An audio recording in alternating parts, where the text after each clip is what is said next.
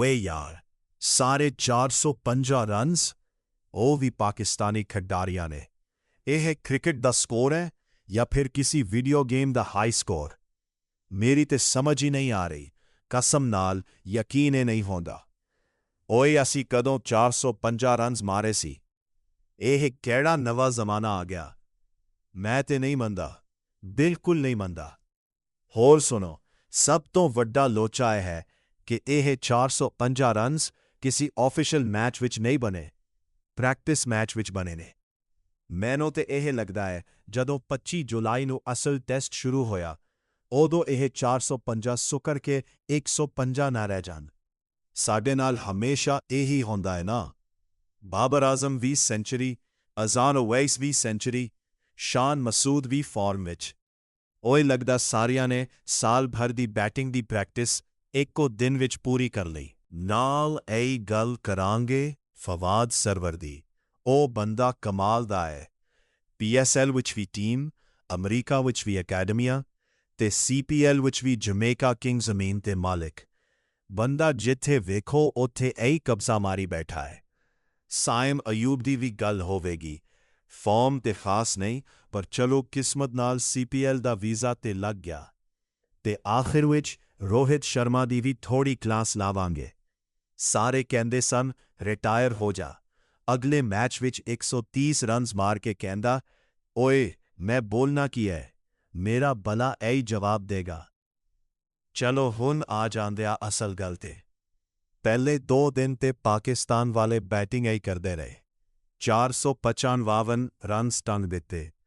West Indies ਵਾਲੇ ਆਏ, 280 runs ਬਣਾ ਕੇ 8 ਆਊਟ ਹੋ ਗਏ। ਚੌਥੇ ਦਿਨ 4 ਰੋਜ਼ਾ ਮੈਚ ਵਿੱਚ ਹੋਰ ਕੀਰਾ ਇਨਕਲਾਬ ਲਿਆਉਣੇ। ਤੇ ਸਭ ਤੋਂ ਮਜ਼ੇ ਦੀ ਗੱਲ ਇਹ ਕਿ ਪੂਰਾ ਸਕੁਆਡ ਵੀ ਨਹੀਂ ਖੇਲਿਆ। ਆਦੀ ਟੀਮ ਨੇ 465 ਮਾਰ ਦਿੱਤੇ। ਪੂਰੀ ਟੀਮ ਖੇਲਦੀ ਤੇ ਸ਼ਾਇਦ ਸਕੋਰਬੋਰਡ ਵਾਲੇ ਵੀ ਕਹਿੰਦੇ, ਬਸ ਕਰੋ ਯਾਰ, ਹੋਰ ਨੰਬਰ ਨਹੀਂ ਲੱਗਦੇ। ਮੈਂ ਤੇ ਪਹਿਲੇ ਹੀ ਕਿਹਾ ਸੀ, ਪ੍ਰੈਕਟਿਸ ਮੈਚ ਆਵੇਗਾ ਤੇ ਸਾਡੇ ਖਿਡਾਰੀ ਸ਼ੇਰ ਬਣ ਜਾਣਗੇ। ਅਸਲ ਮੈਚ ਆਵੇਗਾ, ਉਹ ਗਨ ਫਿਰ ਅੱਲਾ ਜਾਣੇ। ਚਲੋ ਬਾਬਰ ਭਾਈ ਕੋਲ ਚਲਦੇ ਆ। ਬਾਬਰ ਭਾਈ, ਸੈਂਚੁਰੀ ਮੁਬਾਰਕ। ਦਿਲ ਖੁਸ਼ ਹੋ ਗਿਆ। ਹੁਣ ਦੱਸੋ, 25 ਜੁਲਾਈ ਵਾਲੇ ਅਸਲ ਟੈਸਟ ਵਿੱਚ ਵੀ ਇਹ ਫਾਰਮ ਰਹੋਗੀ? ਬਾਬਰ ਆਜ਼ਮ, ਉਹ ਭਾਈ, ਇਹ ਦੀ ਗਾਰੰਟੀ ਤੇ ਫ੍ਰਿਜ ਨੂੰ ਵੀ ਨਹੀਂ ਹੁੰਦੀ। ਮੈਂ ਕਿਹੜੀ ਦਵਾ? ਅਸਲ ਗੱਲ ਇਹ ਹੈ, ਜਿਨ੍ਹਾਂ ਬੋਲਰਾਂ ਦੇ ਖਿਲਾਫ ਇਹ ਰਨਸ ਬਣੇ ਨਹੀਂ, ਉਹਨਾਂ ਨੂੰ ਕੋਈ ਜਾਣਦਾ ਹੀ ਨਹੀਂ।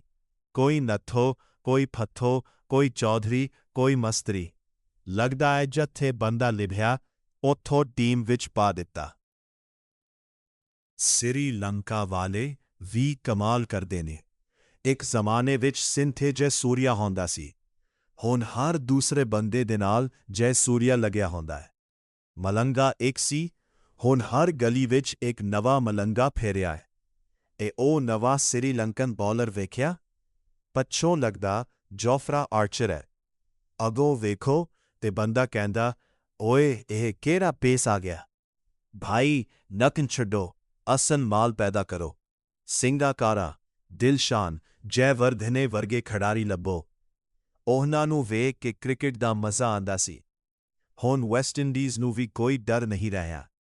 ਜਿੱਥੇ ਮਰਜ਼ੀ ਜਾਓ, 2-4 ਛੱਕੇ ਮਾਰੋ ਤੇ ਵਾਪਸ ਆ ਜਾਓ। ਅਜ਼ਾਨ ਓਵੈਸ ਨੇ ਸੈਂਚੁਰੀ ਮਾਰੀ। ਇਹ ਮੁੰਡਾ ਵਾਕਈ ਟੈਲੈਂਟ ਹੈ। ਇਹਨੂੰ ਮੌਕਾ ਦੇਣਾ ਚਾਹੀਦਾ। ਬਾਬਰ ਆਜ਼ਮ ਵੀ ਕਪਤਾਨ ਬਣ ਕੇ ਸੈਂਚੁਰੀ ਮਾਰ ਗਿਆ। ਚਲੋ ਜੀ, ਕਪਤਾਨੀ ਦੀ ਸ਼ੁਰੂਆਤ ਤੇ ਵਧੀਆ ਹੋ ਗਈ। ਪਰ ਓਏ, ਵੈਸਟ ਇੰਡੀਜ਼ ਨੂੰ ਇਹ ਨਾ ਵੀ ਨਾ ਠੋ ਕਿ ਅਗਲੇ ਮਹੀਨੇ CPL ਵਿੱਚ ਸਾਡੇ ਖਿਡਾਰੀਆਂ ਨੂੰ ਕਹਿਣ, ਭਾਈ ਤੁਸੀਂ ਘਰ ਬੈਠੋ। CPL ਵਿੱਚ ਤੇ ਸਾਡੇ ਆਧੇ ਪਾਕਿਸਤਾਨ ਦੇ ਮੰਡੇ ਪਹੁੰਚੇ ਹੋਏ ਨੇ। ਸਾਇਮ ਅਯੂਬ, ਮੁਆਜ਼ ਸਦਾਕਤ, ਹਨੀਨ ਸ਼ਾਹ, ਉਸਮਾਨ ਖਾਨ, ਸ਼ਾਯਾਨ ਜਹਾਂਗੀਰ, ਹਸਨ ਖਾਨ, ਤੈਯਬ ਆਰਿਸ। ਲੱਗਦਾ ਜਮੈਕਾ ਨਹੀਂ, ਗੁਜਰਾਂਵਾਲਾ ਦੀ ਟੀਮ ਹੈ। ਫਵਾਦ ਸਰਵਰ ਨੂੰ ਸਲਾਮ ਹੈ। ਬੰਦੇ ਨੇ ਬਾਹਰ ਜਾ ਕੇ ਪਾਕਿਸਤਾਨੀ ਖਿਡਾਰੀਆਂ ਲਈ ਦਰਵਾਜ਼ੇ ਖੋਲ੍ਹ ਦਿੱਤੇ।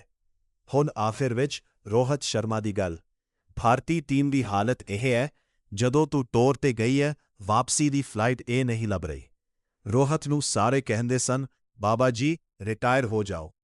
ਅਗਲੇ ਮੈਚ ਵਿੱਚ 123 ਰਨਸ ਮਾਰ ਕੇ ਆਇਆ।